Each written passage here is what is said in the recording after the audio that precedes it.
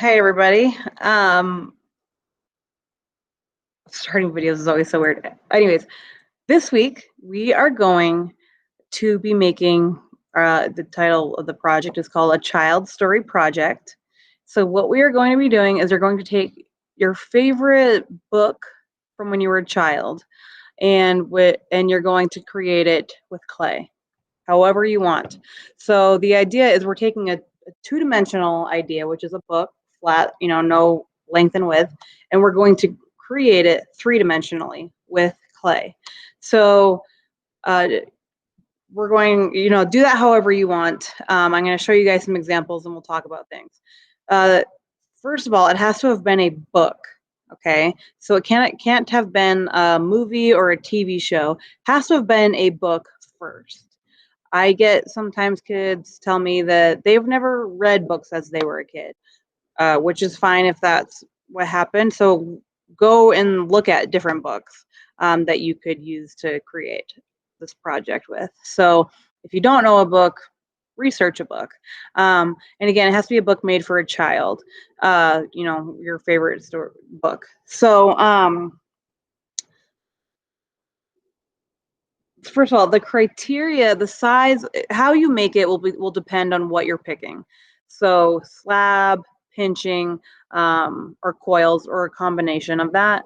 And then it doesn't have to necessarily be recreating the main character. You could make a scene from the book, or a couple different characters, or items, or objects, or maybe just kind of when you would read the book, how you pictured it in your head, whatever way you want to do that. So the size of the project should be the size of a half sheet of paper, okay?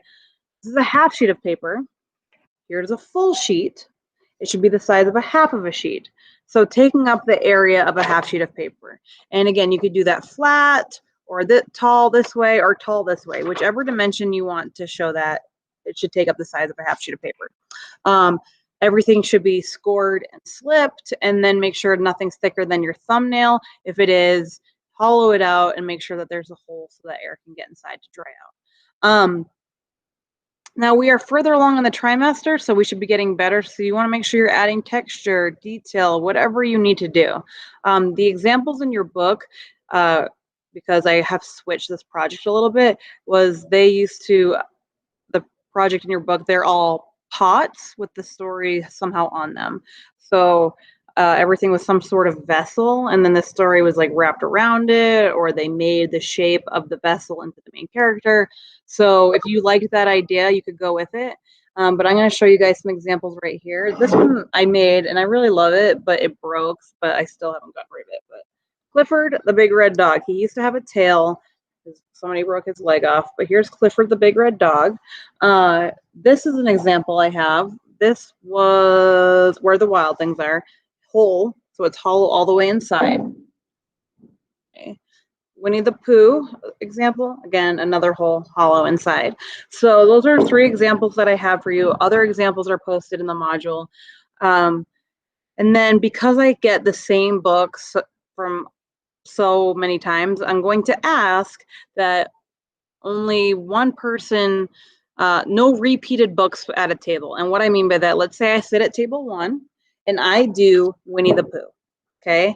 Because I'm doing Winnie the Pooh at table 1, no one else at table 1 can do Winnie the Pooh.